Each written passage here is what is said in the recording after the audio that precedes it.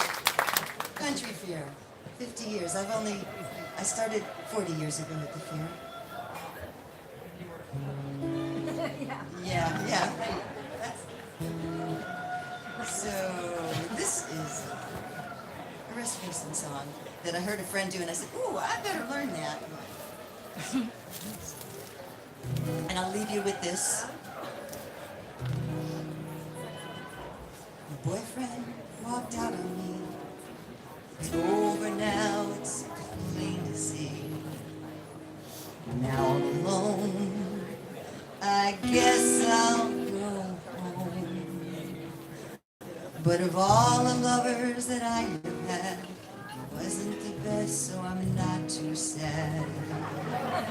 And I think, honestly, the best I ever had was me. Tonight I'll drink some champagne, have a small quiche Lorraine, soft music and a little candlelight. Oh yes, I'll have a ménage à moi tonight. I'll take a hot bath and I'll quietly laugh at the way I used to be so bourgeois. Oh yes, I'll have a ménage à moi ce soir. Well, there's no need for any other when you discover you're the lover you've been long anticipating. And it's really not so weird to say to that face in the mirror, my God, I find you so fascinating. Now there's no need to fake it or hear, did you make it? Knowing everything's gonna turn out just right. You guys can sing this with me if you want. Oh yes, I'll have a ménage à moi tonight. Turn out the light, my darling. Oh yes, I'll have a ménage à moi. Oh yes, sing. I'll have a ménage à moi. I do believe I'm gonna have a ménage à moi tonight.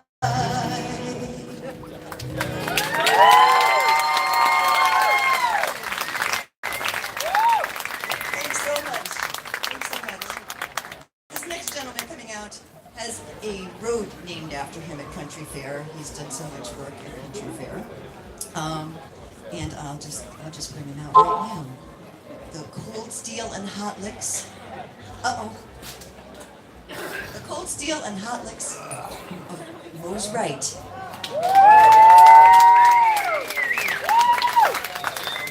Bravo! Woo! Family!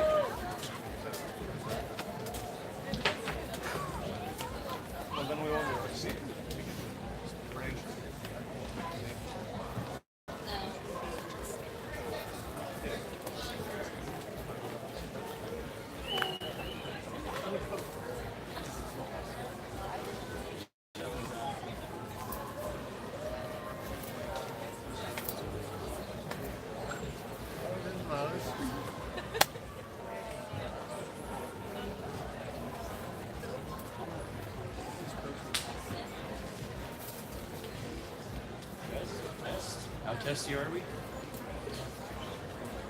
Yeah, but you're close. I can hear you. That's good. Hey!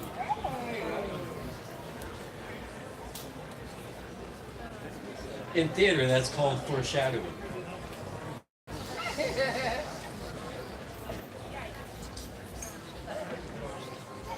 So how's your Sunday at the fair? And how many of you are here for the day? Stop that. Kids, fire knows how to play. It's a living entity, and it plays faster than we do, so pay attention like I just wasn't. That's better. The genie wanted to come out of the bottle a little early.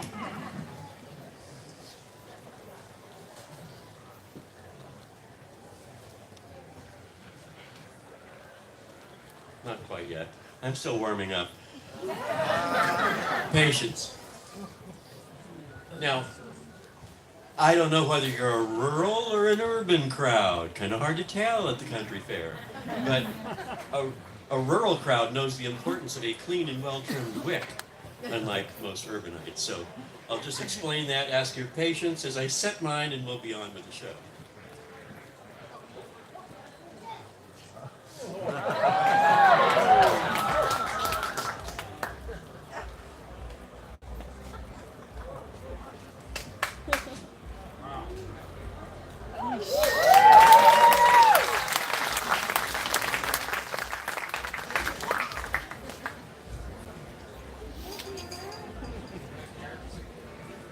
Yes, I still have hair.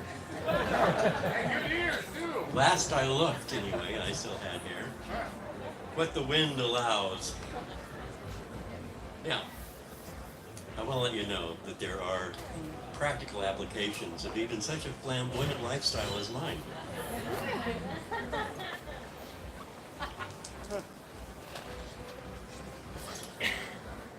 Whatever you do, no matter what it is that you do, you can do it as a dance, when permitted.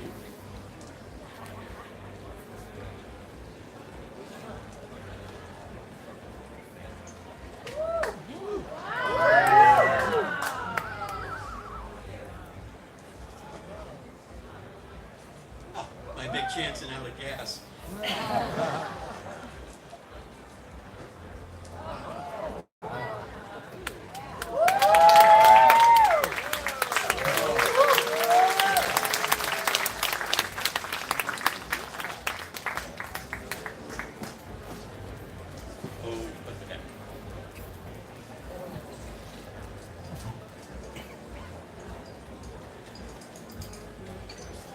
Now, I grew up in a circus family, and one of the first things my uncle, who taught me this, told me was, you know, the fire spitting thing? Don't ever do that. Really stupid. And he was talking just about the fact that it's easy to blow your face off, you know, flashback, and boom, you know, there you go. But if you think about it, what is your mouth for? Your mouth is to take elements from your food and such and get them into your bloodstream. So why would you want a mouthful of gas or anything else toxic, right? Now, many people like to call it fire breathing because they like the term, but they're not doing it. Fire eating, literally consuming the flame, fire spitting or blowing, putting liquid in your mouth and spitting it out over a torch.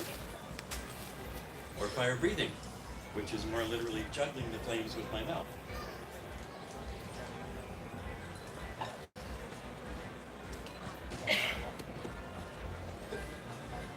If these aren't just right, I could end up with a terrible case of inflamed nostrils.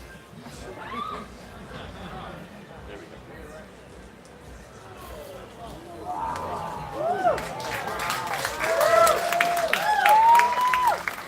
Unfortunately, like a nuke plant, they never go out when you want them to.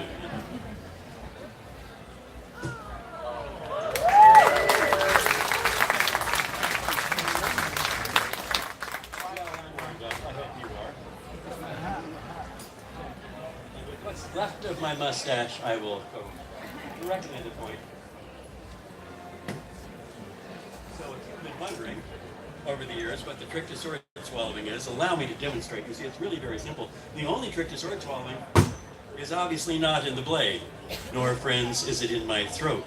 You see, the only trick to sword swallowing is quite literally in our minds. It's our acculturation, what you choose to believe reality to be, i.e., if you see something you really don't understand, you can explain it away as a trick and thus sleep at night. You may be staying up later tonight anyway, but don't worry, this isn't my best gag. Gotta keep them sterile.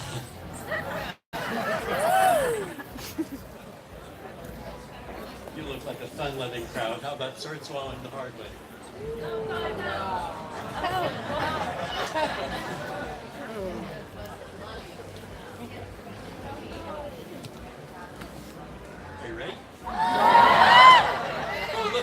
cameras. I don't want to leave a negative impression. I know, they get me out there too.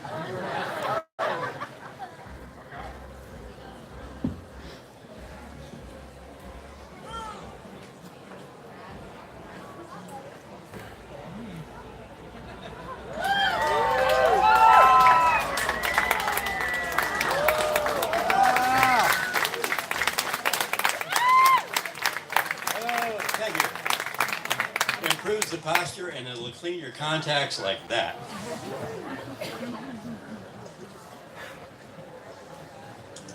Now, it's an interesting age we are living through in, you know, that Chinese thing about the curse, may you live in interesting times. I'd say we're there. But one of the things that we have achieved is now we have, you know, everything's so technical, but we're really organic beings. Well, I want to display for you organic digital readout of empathy. I'm going to swallow not one, not two, but all three of these items at the same time and in the same throat, it being, after all, the only one that I have. But in doing this, well,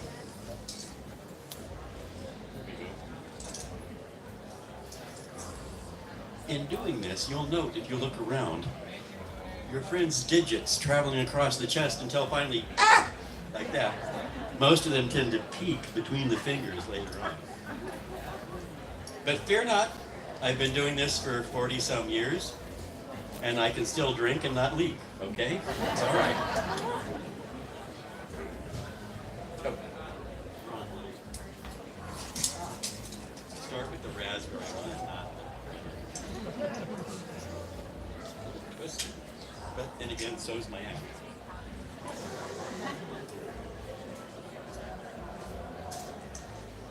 So did you hear about the newlyweds that didn't know the difference between Vaseline and window putty? All their windows fell out. What did they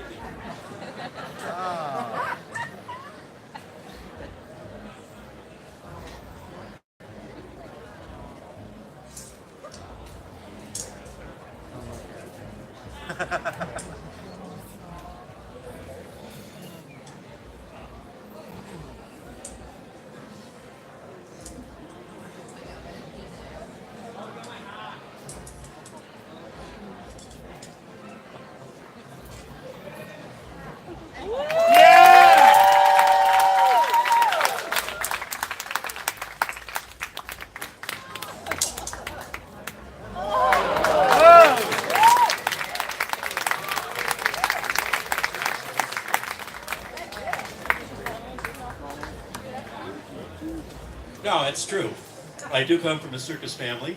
Kids, don't try this at home. Go to a friend's house.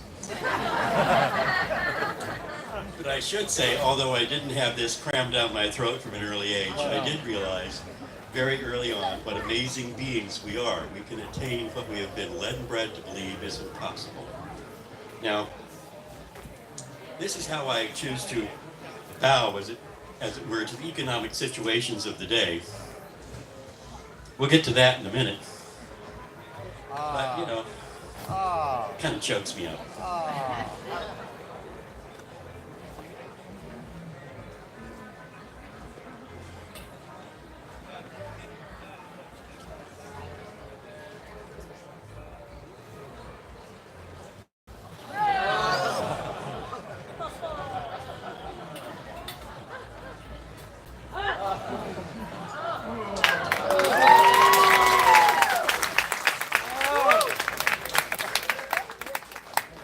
Don't swallow everything you read, but for your own sake, read everything you swallow. If you don't understand it, please don't eat it.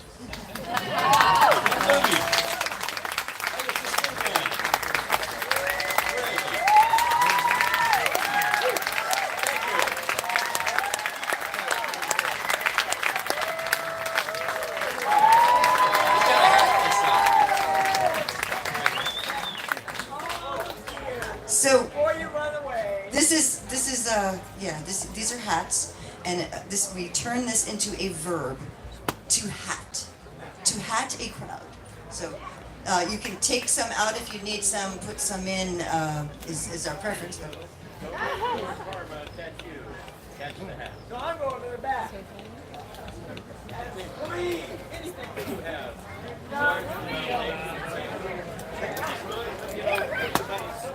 Hey guys, look at us back in here. Look at this cool place we found to sit and watch the show. Hey, hope you enjoyed it. On the next one. Where are we going next? Crazy Town. We're going to Crazy Town. Where are we going now? Where are we going next? What's the next event we have? Okay, Sticks of Clan. Oh yeah, Josh. Josh is going to be playing at 6. Okay, live band at 6. Yeah, live band at 6. No, we're on the stage. Okay. Catch you later. Bye guys.